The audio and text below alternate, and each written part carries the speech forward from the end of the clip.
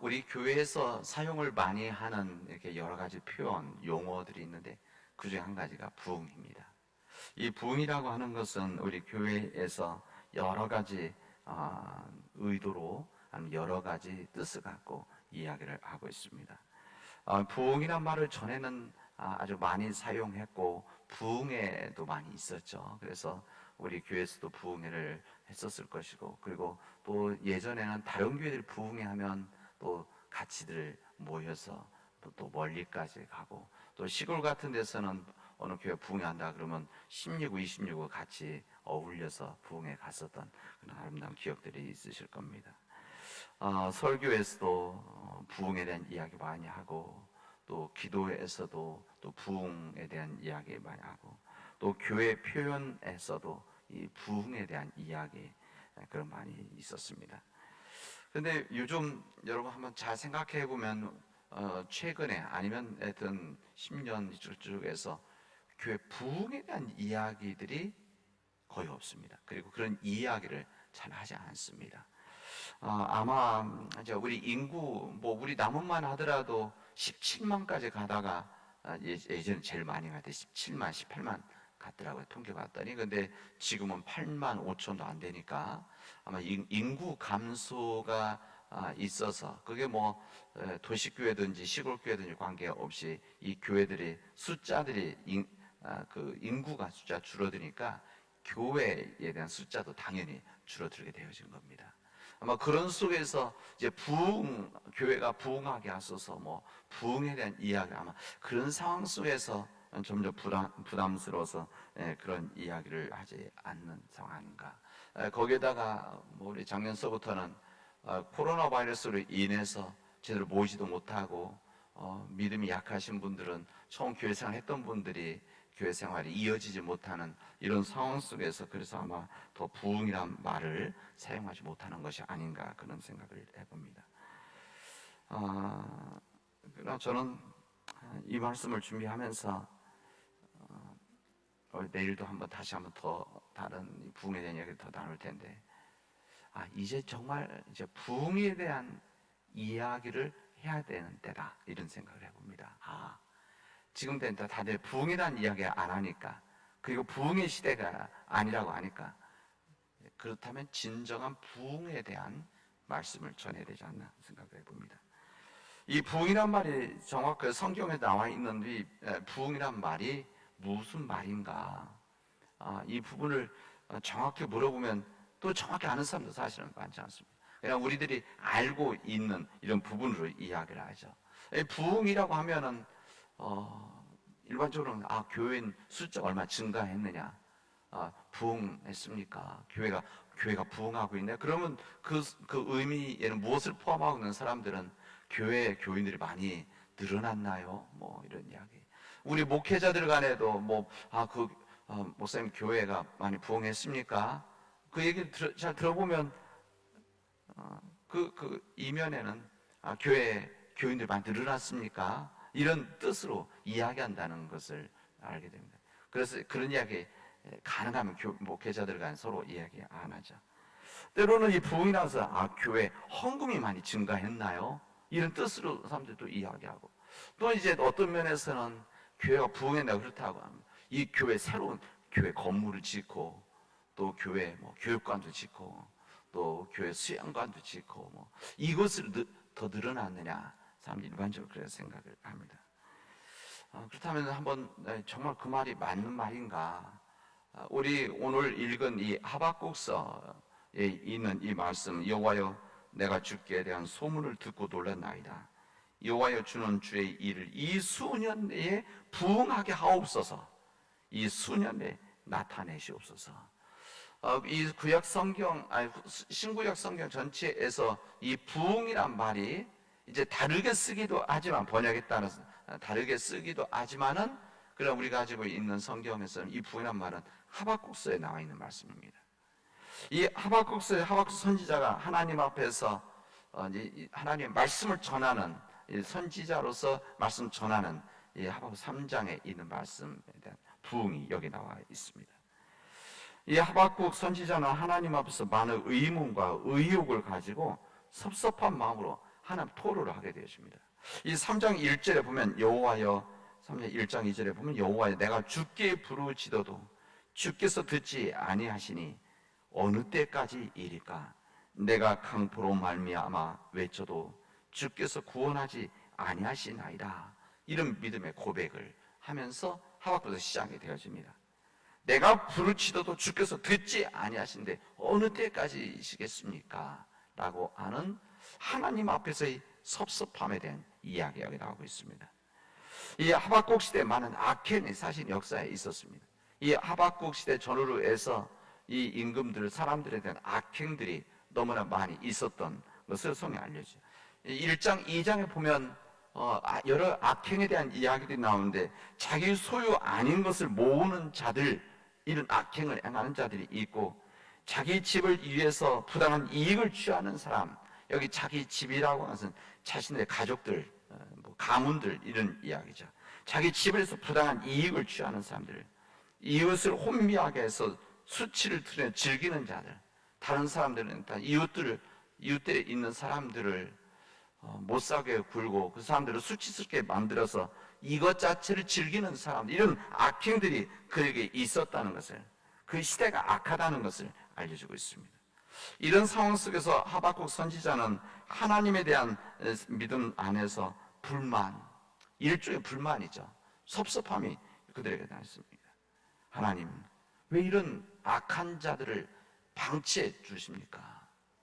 이런 악한 자들이 왜 그대로 살아가고, 이런 사람들 때문에 왜 사람들이 힘든 삶을 살아가야 됩니까? 이런 하나님께 마음 상함을 갖고 항변을 한 내용이 여기 담겨 있습니다. 이런 상황 속에서 하박국 선지자는 오늘 3장 1절에서 2절에서 이렇게 이야기합니다. 여호와여, 주는 주의 일을 이 수년에 부응하게 하옵소서. 이렇게 이야기를 합니다. 그러니까 여기 나오는 이 부응이라고 하는 것이, 이런 사업에서 이 부응하게 하옵소서, 이 구약에 한 번 나오는 표현인데, 이 표현이 우리가 생각하는 교회가 커지고 또 교인들이 늘어나고 건물이 새로 많이 지어지고 이런 의미로 말한 내용이 아니다, 이런 이야기입니다. 여호와여, 주는 주의 일을 이 수년에 부응하게 하옵소서. 여기 부응이라고 나와 있는 이 표현은 이 성경 중요한 의미죠. 이게 중요한 의미입니다. 이 뜻, 이게 히브리 카야라고 하는, 카야라고 되어 있는데, 이 카야라고 하는 것은 다시 살아나다라는 뜻입니다. 살아나다, 죽음에서 다시 살아나다, 이런 뜻을 갖고 있는 것이 여기 카야라고 하는 부흥이라는 뜻입니다. 어떻게 보면 이 부분이 우리 성경에서 우리에게 주는 중요한 하나님의 뜻이고 말씀이라고 할 수가 있습니다. 사실 이 하박국 선지자는 이 조국 남유다가 타락해서 범죄함이 있었기 때문에 이 바벨론으로부터 이 포악한 이 바벨론에 끌려가서 이 나라가 무너질 것이라고 이미 알고 있었습니다. 그걸 이야기하죠. 그래서 이 하박국 선지자는 이런 죄악으로 인해서 자신의 나라가 무너지고 죽어갈 이것을 보면서, 알면서 죽은 것이나 다름없는 이 이스라엘 민족들, 이 남유다, 이 이스라엘 민족들 다시 살린다는 뜻으로 이 말씀을 하고 있습니다. 이 수년 내 부흥하게 하옵소서. 수년 다시 우리 민족이 살아나게 하옵소서라는 뜻으로 이야기하고 있습니다. 여러분, 이 뜻이, 이 카야라고 하는 우리가 여기 표현 부흥이라고 하는 것이 여러분 몇 군데 더 나옵니다. 이 하박국 2장 4절에 보면 보라, 그의 마음이 교만하며 그 속에서 정직하지 못하니 의인은 그의 믿음으로 말미암아 살리라. 이 부분이 여기 성경에 나와 있는 똑같은 말입니다. 그러니까 부흥이라고 한 뜻이 여기서 이렇게 번역을 했다는 것이죠.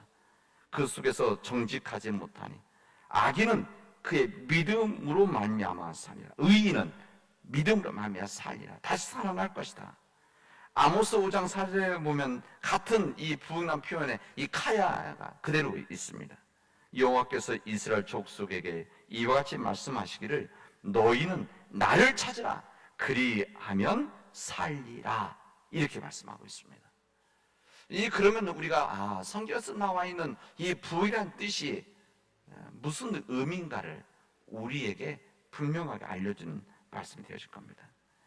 이 구약에서 사는 이 카야라고 하는 이 단어, 부흥이라는 이 말은 하나님과의 관계 단절로 인해서 죽은 것 같은 사람들의 관계가 다시 살아나는 것. 죽은 것, 하나님과의 관계가 단절이 되어짐으로 해서, 하나님의 관계 단절되면 무슨 말입니까?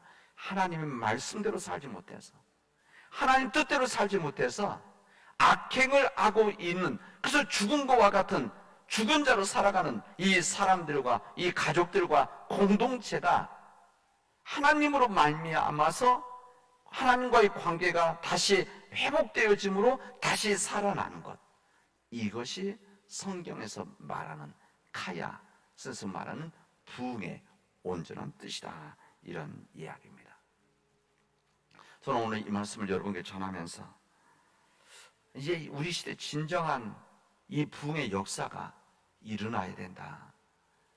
이 부흥의 뜻을 가지고 우리가 이 수년에 부흥하게 하옵소서라고 하는 간절한 기도를 우리들이 드려야 되는 때가 되어졌다. 이런 생각을 해봅니다. 지금 우리 시대는 정말 우리 믿는 자들이, 하나님을 믿는 자들이 하박국 선지자와 같은 마음으로 기도해야 될 때입니다. 지금 우리 모든 우리 삶의 상황들이 예전에 그 평탄했던 그런 시대하고는 완전히 다른 시대에서 우리 살아가고 있습니다. 가깝게는 이 코로나 바이러스로 인해서 어제도 그런 이야기를 했었는데, 이 코로나 바이러스가 이게 언제까지 갈 것이냐, 아마 그냥 가지 않겠느냐. 벌써 2,000명이 넘어가는 지금 우리 상황 아닙니까? 이제 그 작년에 이야기할 때 500명일 때 1,000명일 때 다르다 이렇게 이야기를 하더라고요. 왜 그런가 하면 이게 그 숫자가 기하급수로 늘어나기 때문에 지금 1,000명, 1,500명, 지난주는 제가 이야기할 때 1,500명 이야기하다가 지금 어제 이틀은 계속 2,000명 되지 않습니까? 그러면 기하급수 이제 1.2배가 되어질 수도 있다. 그런 이야기입니다. 여러분, 이제 그렇다는 것은 또 다른 바이러스가 우리 안에 만들어질 수도 있는 것이다. 이 바이러스가 진화하거든요. 바이러스 자체가. 너무 심하면은 바이러스를 너무 강력하게 제재를 하게 되어지면 문제될까 봐서 바이러스도 사실은 적당한 선에서 사람들 속에서 넘어가는 겁니다. 근데 점점점 늘어나는 거죠. 그런 상황입니다. 우리 시대 속에서 마스크를 벗고 살아갈 수 있을까? 이것은 의문입니다. 이제 우리나라에서 영국이나 미국처럼 이제 마스크 없이 살아갑시다 할 수도 있을지도 모릅니다. 백신 다 그냥 맞고 이제 고강 걸리는 사람들은 그냥 치료하고 살아갑시다. 하도 많으니까 이제 그럴지도 모릅니다. 이런 시대에서 살아가고 이 기후 문제만 하더라도 지금 점점점 뜨거워지고 점점점 겨울에는 추워지는 현상이 예전에 비해서 더 심해지고 빨라지고 있습니다. 이게 이제 우리 상황들이 알 수 있습니다. 이제 이것은 이제 우리 사회적인 삶에 대한 부분이라고 한다면, 우리 신앙적으로 여러분들과 저는 우리 기독교인, 특히 한국의 기독교인으로서 한국 교회에 대한 아픔이 있지 않습니까? 예전에 한국 교회에 대한 세상에서 가지고 있었던 신뢰도 그래도 교회 이런 이야기를 했었는데, 지금 그렇지 못한 우리 시대 속에서 우리가 살아가고 있습니다. 이거 누구 다른 사람 문제가 아니라 우리도 거기에 동조를 해왔고 그렇게 살아와서 우리도 여기에 대한 책임이 있는 것이죠. 그래서 신뢰가 좀 약해져서 10%도 제대로 되지 않는, 그러니까 기독교와 교회에 대한 신뢰도가 10% 이하로 떨어졌다, 이런 이야기입니다. 그러니까 이런 신뢰가 떨어지니까 아무리 우리가 이야기해도, 우리 기독교인들 목회자 이야기해도 그냥 듣긴 하지만 믿지를 않는 거죠. 이제 그런 우리 아픔, 부끄러움이 있습니다. 목회자는 더 그런 것이죠. 이런 속에서 우리가 이제 부흥을 위해서 기도해야 되고, 부흥을 위해서 우리들이 마음을 다해야 되는 이때가 되어졌다는 이야기입니다. 그래서 오늘 그래도 우리 교회를 위해서, 우리 교인들을 위해서, 이 사회를 위해서 기도하는 우리 믿음의 가족들이, 이 빛이라고 하는 것은 어둠 속에서 빛나는 거 아니겠습니까? 빛이라고 하는 것은 어둠 때문에 있는 거죠. 그러니까 빛이 없으면 어둠이 되어지는 겁니다. 빛이 없으면. 여러분, 밤이라고 하는 것은 무슨 시커먼 목이 있어서 이게 어두워지는 것이 아니라, 빛이 약해지고 빛이 사라지면, 자전에 의해서 돌아가면, 그러면 어둠이 되어지듯이, 우리 기독교인들의 정말 빛이 약해지면 세상 어두워진다. 여러분, 저는 그렇게 우리들 마음속 갖고 진정한 부흥을 위해서 우리 함께 기도할 수 있길 바랍니다. 마태복음 14장에 보면 예수님께서 제자들끼리 배를 타고 가다가 풍랑을 만나서 고생하는 사건이 기록되어 있습니다. 그들이 가지고 있었던 경험, 그들이 가지고 있던 이 기술, 밤새도록 이 풍랑과 싸우게 되어집니다. 그러나 자기 실력으로 이 풍랑을 이길 수 없다는 것, 낙심되는 절망적인 상황을 그들이 경험하게 되어집니다. 이게 바로 영적인 절망, 어떻게 보면 이 영적인 어둠의 영적인 밤, 이렇게 표현할 수가 있겠죠. 우리의 진정한 부흥이라고 하는 것은 우리의 힘으로 감당할 수 없다. 우리의 능력을 감당할 수 없다. 우리 인간의 무능함, 무기력을 우리가 하나님께서 깨닫게 되어질 때, 그때 전적으로 하나님께 의지하게 되어집니다. 이 부흥이라고 하는 것은, 우리 심령 안에서 진정 부흥이라고 하는 것은 우리 안에서 우리가 할 수 없습니다. 우리 인간이 할 수 없습니다. 전적으로 하나님께서 역사하여 주십시오. 하나님께서 인도하여 주시고 지배하여 주십시오. 내가 죽고, 우리가 죽고, 우리 가정이 죽고, 우리 교회가 죽어서, 철저하게 우리가 죽어서 우리 안에 예수 그리스도가 임재하여 주십시오. 그리고 우리 삶을 지배해 주십시오. 이렇게 하지 않으면 우리는 살아갈 수 없습니다 라고 하는 믿음의 철저한 고백이 우리 안에 있게 되어질 때, 바로 여기에 다시 살아나는 부흥의 역사가 우리 안에 있다는 것을 오늘 주의 말씀을 이렇게 전하고 있습니다. 여러분, 우리 교회가 부흥한다는 것은 죽어가는 영혼들이 살아나게 만드는 일입니다. 이 부흥이라고 하는 것은 심령이 죽어있던 자들, 절망으로 살아갔던 자들, 무기력하게 살아갔던 자들이 주님으로 인해서, 하나님의 말씀으로 인해서, 주님의 은혜로 인해서 다시 꿈틀꿈틀 살아나는 일들이 있게 되어지는 것이 부흥입니다. 우리 안에, 우리 가정, 우리 가족들 안에서, 그리고 우리 교회, 우리 시대 속에서, 우리 사회 속에서 이런 하나님의 은혜가 우리들을 감싸서, 감동시켜서 우리는 다시 한번 살아나는 부흥의 역사가 이루어지기를 주님 이름으로 축원하겠습니다. 이렇게 기도해 주십시오. 기도합시다. 하나님께서 우리에게 귀한 은혜 주셔서 우리 안에 진정한 부흥의 역사가 이루어질 수 있도록 도와주시옵소서. 하나님, 우리 안에, 우리 가정 안에 부흥의 새로운 다시 살아난 역사가, 주님으로 인해서 다시 일어나는 부흥의 역사가 있게 하여 주십시오. 우리의 교회 안에 죽어가는 영혼들을 다시 한번 살려나가는 그런 믿음의 부흥의 역사가 우리 안에 있게 하여 주시옵소서.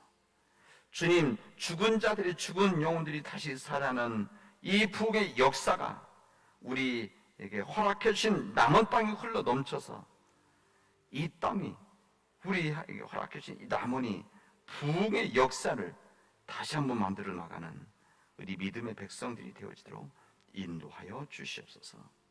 하나님, 우리 힘으로 감당할 수 없게, 우리 능력으로 감당할 수 없게 주님께 간구하오니 하나님께서 도와주시옵소서. 이 모든 말씀을 예수님의 이름으로 기도합니다. 아멘.